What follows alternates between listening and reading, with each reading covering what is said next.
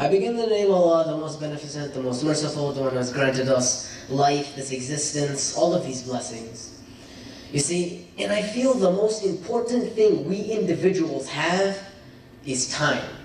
Our ability to do actions in our certain amount of time we have in our lives. And see, this is a great blessing that many of us take for granted. And so, inshallah, let us focus on these days that we have. You know, think about it. Every breath you take, every beat of your heart, you're that much closer to death. And so, if we do not take advantage of this time that we have, we're in khasara. We have lost all of this time. See, we begin with a very simple verse. Wal-'asr. Alright? So many people give so many translations, so many tafsir. But in conclusion, we can conclude that wal-'asr is a period of important time. People think it's a segment of important time. People think that wal-'asr is maybe an important segment of Imam Mahdi Ajallah Sharif's time. You know, these are different types of tafsir. But if we were to make one conclusion, we can conclude that wal-'asr means an important section of time. Alright? We move on to the next verse, which is إِنَّ الْإِنسَانَ لَفِي خُسْرٍ. Indeed, man is at loss. You know, at first glance, we don't have any context. We don't understand what Allah is trying to bring towards us. So then, what do? We then bring in a quote from Imam Ali alayhi salam.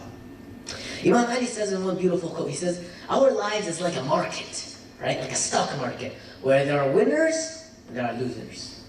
You know, at first glance, again, we have no context. But then if we combine these three pieces of information, we are then able to form one conclusion. Alright? When Imam Ali says our lives are like a market, he's describing almost something like a stock market, where a businessman invests and then he gets profit. Right? So we are the investors. We're investing our time, strength, money, energy, all of these different things, so then we can get something in return. Right? What do we want in return? We want rida Allah, rida our parents, you know, we want to go in Jannah, all these different types of desires that we want. These are the goals of the human being. And so if we use our time uselessly, alright, and we do nothing, not productively, we are unable to accomplish those goals. And so this is why Allah subhanahu wa ta'ala says, إِنَّ الْإِنسَانَ لَفِي خُسْرٍ. We dig deep into the meaning, the word khusr. See, there are two different words, khusr and darar. See, khusr is where you lose what your original amount is. Let's say an individual lives for 80 years. When he yakhsar something, let's say he loses from those 80 years. But let's say he gets a benefit 20 years. When he yudar something, alright, that means he is losing from his benefit. That means, for example, he is able now to live up to 100 years. Now, 20 years, let's say, for example, has been removed from his benefit. See, this is the difference. See, when Allah subhanahu wa ta'ala chooses the word khasara, He means that we are losing all of these things to get nothing back. We are losing from our capital. We are losing from our original amount, from our original amount of time.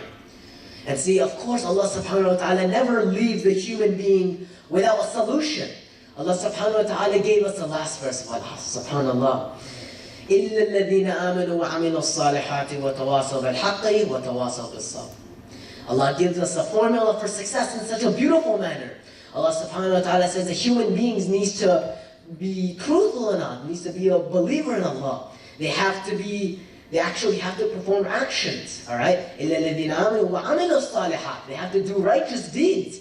See, you give a claim to Allah subhanahu wa ta'ala, but again, you have to prove it. You have to tell Allah, look, I'm a Muslim, right? But then you have to do good deeds. You have to prove to Allah that you are a good Muslim, that you are a Muslim who is dedicated to the religion of Islam. Then we are brought to the next two, which is to bring others to truth and to patience. These are the four elements of the individual who does not lose his time. The one who believes in Allah, the one who is able to, إِلَّا الَّذِينَ آمَنُوا وَعَمِلُوا الصَّالِحَاتِ. He does good deeds. Then, what does he do? He brings others to haqq, to truth. And then the last thing, bring others to patience. And guess what this month is, brothers and sisters? Shahr Ramadan.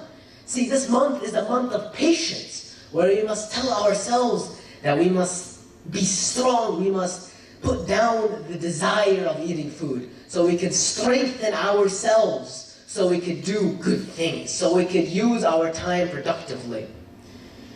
And so anytime, brothers and sisters, when we are in a situation of great annoyance, of something that is angering you, remember, this is Shahr Ramadan. Not just Ramadan, but anytime. Remember, when you are in a time of annoyance, hold that back, hold that anger back, and just swallow it. So then you could become a more intellectual human being, so you can make more intellectual actions as a result.